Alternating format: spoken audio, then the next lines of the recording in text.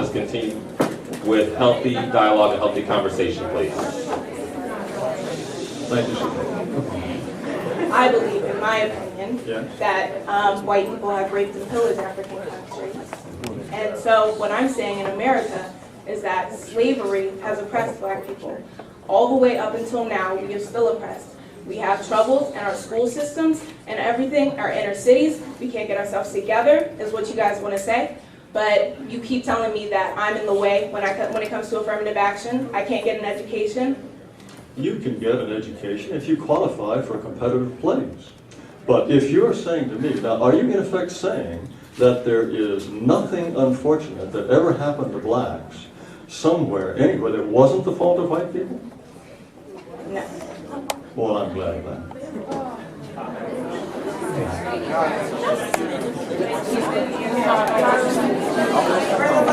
No, look. Diversity. About diversity. No, you seem to think that we were celebrating diversity with the idea of starting a white student union. No, I'm not celebrating diversity. I think to ask, as I said before, to ask whites to celebrate diversity generally means to ask them to be happy that their numbers are declining and their influence is dwindling. And that I find utterly unfathomable. Yes, sir. How you doing? I have a question.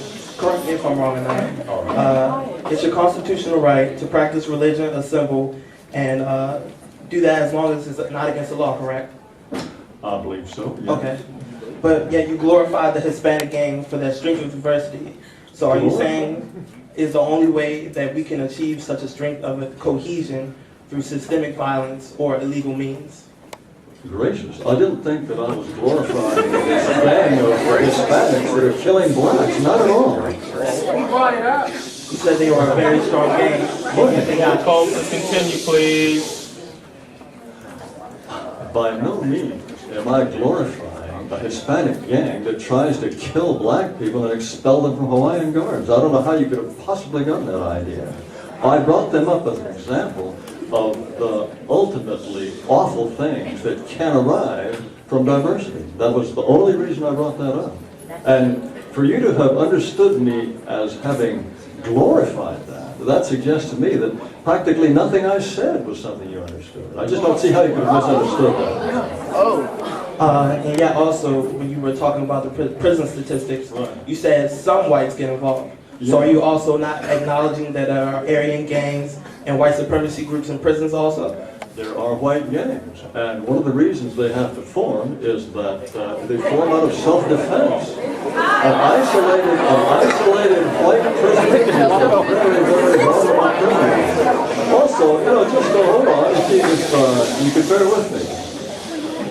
When black and Hispanics end up in prison, often they find a built-in gang because they were members of criminal gangs on the outside.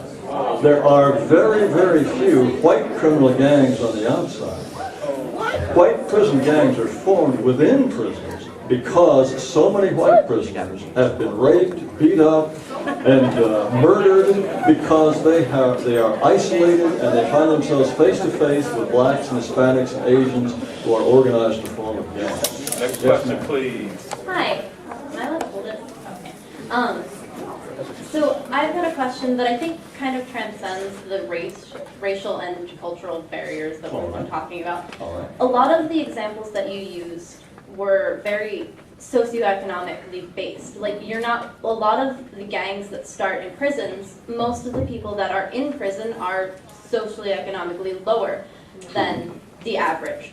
So and a lot of the examples that you took saying that diversity isn't really a great thing came from lower socioeconomic backgrounds. So, crap. So can you give me an example of a very educated group of people that don't enjoy diversity, that think that diversity is bad? Well, churchgoers. Churchgoers come in all levels. I said educated. Well, that certainly sounds like a slur on churchgoers. No, I'm not saying all churchgoers aren't educated, but I am saying that a large majority of churchgoers aren't as educated. I'm talking about like a group of highly educated college graduates, whether that be just undergrad or graduate or PhD. How many of them think that diversity is bad? Have you ever been to Chevy Chase, Maryland? Chevy Chase, Maryland, and Potomac, Maryland. They're two of the richest, just out of sight wealthy towns in this area. They're almost exclusively white. Those people could afford to live anywhere in the area. Isn't it odd that these wealthy, college-educated, in many cases, that profess to be liberal white people, somehow find themselves in Chevy Chase or Potomac, Maryland, which is 90 to 95% white. That's a perfect example for them. It's not an accident. As I said, they could live anywhere. And if they genuinely believe in diversity and integration in their own lives, they could undertake a very significant act of integration by buying a house in a black neighborhood, couldn't they? They could sure afford it, but they don't. They live with white people because that's where they're comfortable. Look, even Bill Clinton, while he was president, he was always going on about how diversity is this wonderful, wonderful thing. Well, when he left the White House, where did he end up buying a house? In Chappaqua, New York. It's about as white a place this side of Iceland. These people are spectacular hypocrites. They talk about how wonderful diversity and integration is. Look at how they live. Look at who they invite to their dinner parties. Look at where they send their children to school. If you were to ask a big liberal congressman, if you were to ask him, name a single majority non-white school you'd like to send your children to, you'd put him right on the spot. These people are pathetic hypocrites, but they are examples of educated and people who describe themselves as liberals, who in their lives, not in what they say, but in the way they live, what they really do with their lives, they turn their backs on diversity just as firmly as a Ku Klux Klan. Clinton's office is in Harlem, just to throw that out there. Yeah, It's in Harlem, New York. and he spends hardly any time there, and he only moved it there. You know him? He moved it there only because first he wanted to have it in Trump Tower, right in the heart of Manhattan. He got so much criticism for that. I think he's moved out of Harlem anyway. He goes there with a police escort. Just a reminder, folks. Just a reminder. In the interest of time, this is not designed to be a debate right now. This is a question and answer session, please. So if you're here with a question, please ask the question. Please answer the question. Yes, sir. Yes, they're on. Yes, well, back again.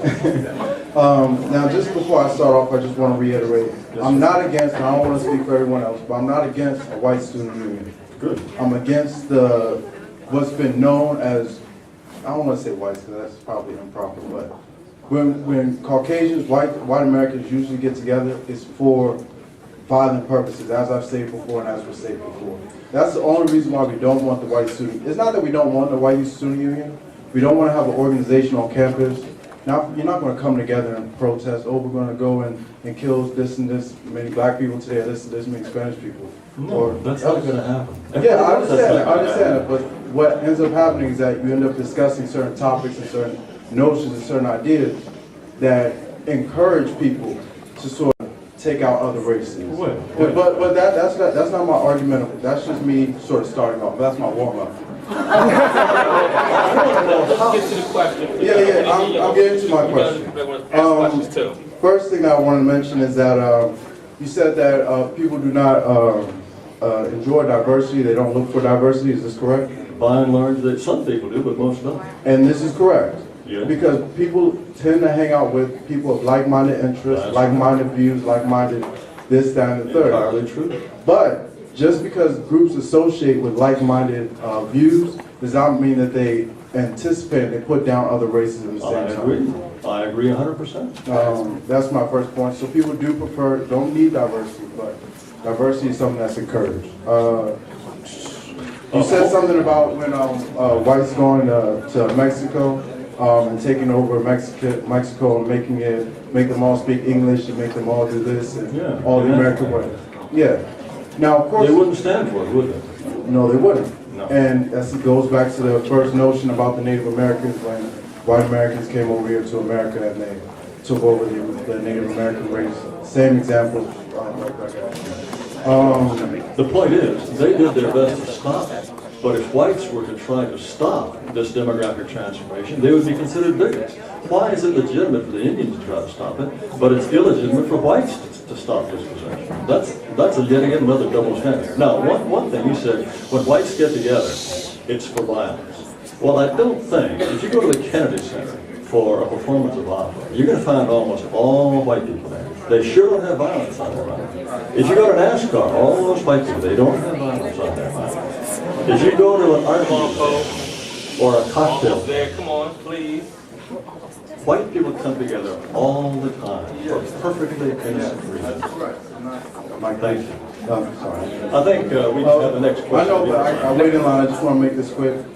You are correct that when all white people get together, it's not for violent events. Same way when all African Americans get together, we're not shooting up the place and we're not making a fool of ourselves. That's true. But when Caucasians and white Americans get in groups like these, it's been shown, proven, in these particular groups talking about white culture, white America, that it's just sort of encouraging the notion and the thought that white Americans own this country and white Americans have the right to be in this country, white Americans have the right to control other races. Wait, you're going too far. I think white Americans do have the right to be in this country. I'm not saying they have the right to control other races. You are confusing two very different important things. Now, please, next question. She's waiting. Hi, Mr. Taylor. Yes, ma'am. I'm just curious about the nature of how you are actually personally dealing with this issue as far as trying to organize a white supremacy organization. I'm not going to answer that question. Okay, I have another question that you probably should answer. Along with that, you know, as American and as all Americans in here, one nation under God, is it really going to be pleasing to God to see that He wants you to, you're favoring one ethnic group? One group. Now, you mean to tell me that a black woman from Morgan State University, a historically black university, okay? And we have Native Americans there, we have white people there, we have all a plethora of races there, okay? So you mean to tell me that only your race should be a qualified applicant for your organization? No, What if I wanted to be a part of it? From what I understand the way the rules work in this university, anyone can apply. And you know, when you started, I can almost bet my life that it will be destroyed. Well, destroyed? Well, that sounds like another double standard. I can't think of... Next question, please. Well, I think this is an important point. The group is going to be destroyed. I can't think of any other racially or ethnically based group Next question. that was going to be destroyed. I think it's very important that we dwell on this comment here. Next question. Next question. Very good. For you. That's your kid. We're about to ask the next question, please.